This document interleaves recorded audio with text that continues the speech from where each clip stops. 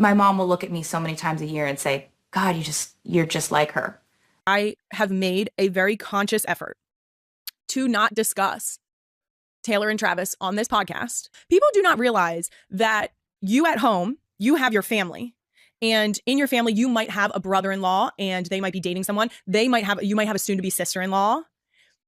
But you have a relationship personally with them that no one else is involved in because it's your relationship. And so I don't need to come out here and make statements when I already talked to them.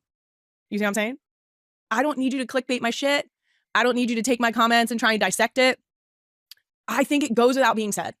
I am so incredibly happy for them. We are so excited that they are taking this next step. The girls are so excited to get another aunt. I am so truly happy for them. And I feel so grateful that we get to welcome Taylor into our family in a more official capacity. But it's our private relationship. So that's my brother-in-law, Travis, and my soon-to-be sister-in-law, Taylor. And so I don't need to talk about them all the time. Our relationship is private between us. And so it's okay that time made it so that we didn't congratulate them in the last episode. And also that I don't always have to comment on what they're doing in their lives because I can just text them and talk. This baby doesn't even have two T's. I said it. It's been the number one question on this show. There's been at least 62,000 headlines written about it. And I'm, of course, talking about our newborn daughter's name.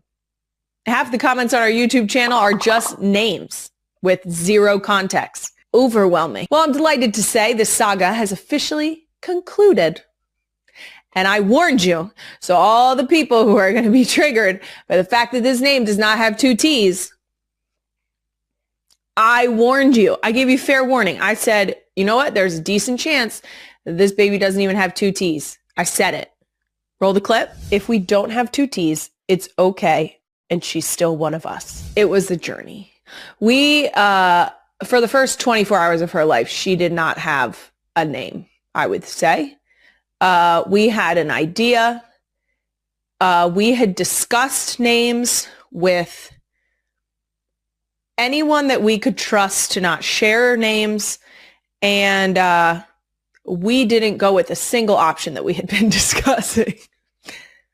So there's that. Her name is Finley Ann Kelce. We plan to call her Finn for short. We picked her name when the time came to fill out the paperwork so we could get discharged. Fans of the Kelce family and Taylor Swift fans in general have their own opinions, and most importantly, they have pointed out that the name Finley is clearly closely related to the pop star. Finn, the deep and meaningful name, was chosen by Kylie and Jason as an honor for Taylor Swift, the girl's godmother. Fans have pointed out that the Kelce family was inspired by Marjorie Mullenkamp Finley, Andrea's mother and the grandmother of pop star Taylor Swift. She was a famous opera singer and television personality in the 50s. Taylor Swift herself dedicated the songs Marjorie and Timeless to her in honor of her golden voice. I'd open up my grandmother's closet and she had beautiful dresses from the 60s. I wish I'd asked her where she wore every single one of them. She was a singer and my mom will look at me so many times a year and say, God, you're just like her.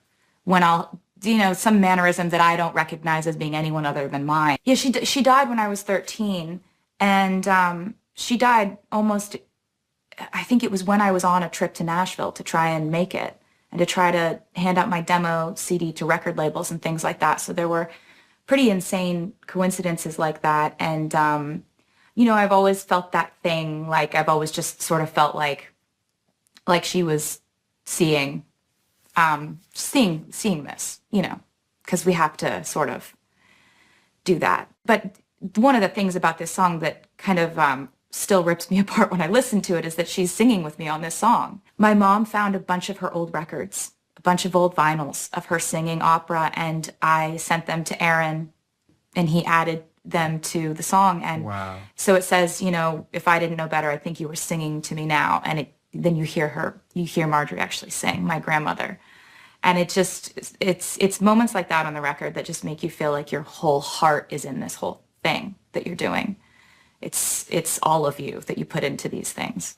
Now that Taylor Swift is a member of the Kelce clan, it was Kylie, her sister-in-law, who was the first to welcome the music star into their family. She even shared what her and husband Jason Kelce's four daughters, Wyatt 5, Elliot 4, Bennett 2, and Finn for months, think about having Swift as an aunt. The girls are thrilled. They're so excited they're getting another aunt, and we could not be more excited for them and what the future holds. We love, and we love Taylor and Trav, she gushed. The interview aired during GMA's recurring Play of the Day segment, which highlighted the Philadelphia Eagles' first game of the 2025 NFL season. Kylie attended the game and spent time during it hanging out with a 5-year-old boy named Billy, who she met through the Eagles Autism Foundation and brought out onto the field for a special experience. The Eagles organization is synonymous with Eagles Autism Foundation and the work that they're doing, putting funds behind projects that are impacting the autism community every single day, she said. Though Kylie has stayed mostly mum on the romance between the NFL player and the singer, she did give a nod to Swift's recent internet-breaking appearance on the New Heights podcast on August 13th. On her Not Gonna Lie podcast on August 14th, she quickly addressed the major moment by sharing, officially no longer the record holder for the most watched episode of the other podcast. There's no way it's even close, and I love that for me. Throughout the So High School Singer's lengthy episode, Swift referenced spending time with Kylie as well as her and Jason's 4 girls. You're exactly as I thought you would be. Kylie is exactly as I thought she would be, just like the realest, the smartest, the coolest. You're fantastic. Obviously, you know that, Swift told Jason, 37, during the episode.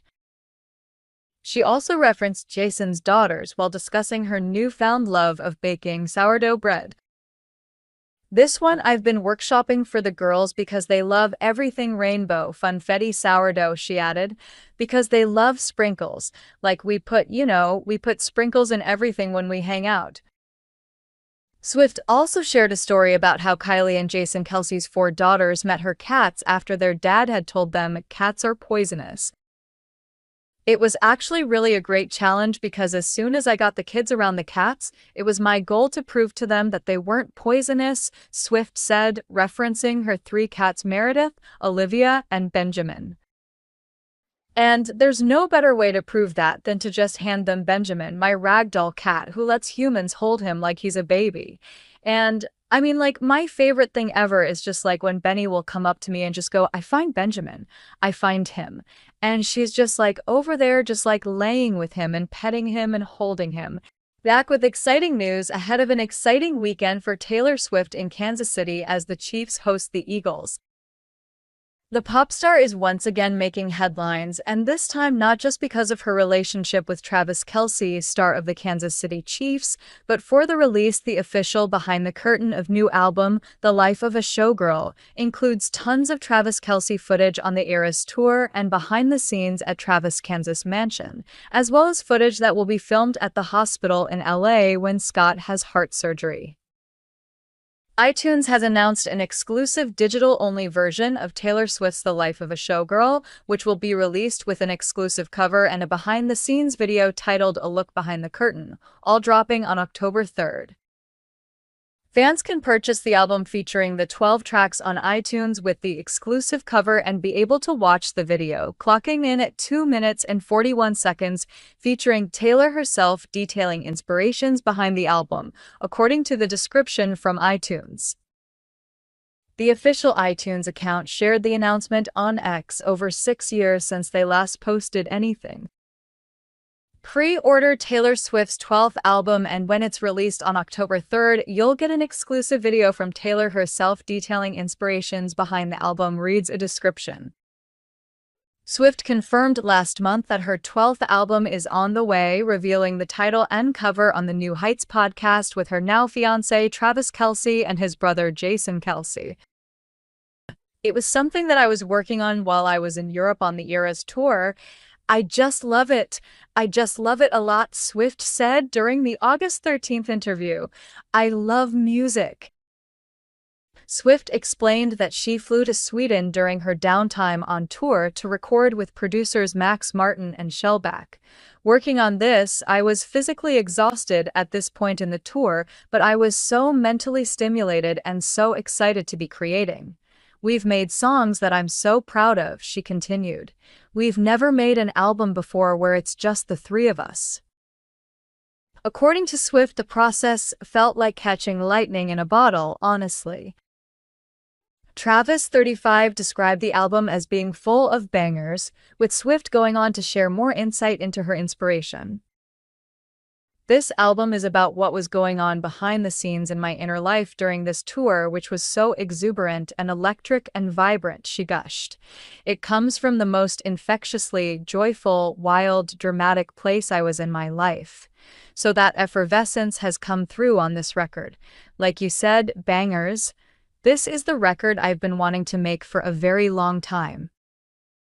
Swift has since revealed several vinyl variants of the new album, each with jaw-dropping covers embracing the showgirl theme.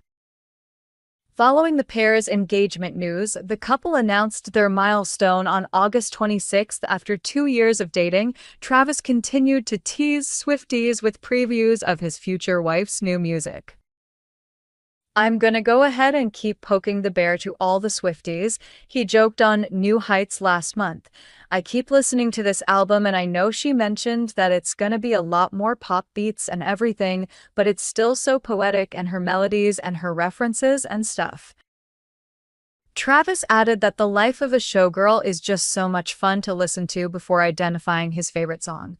I'm not a politician, Jason, he replied. I think Opalite might be my favorite though.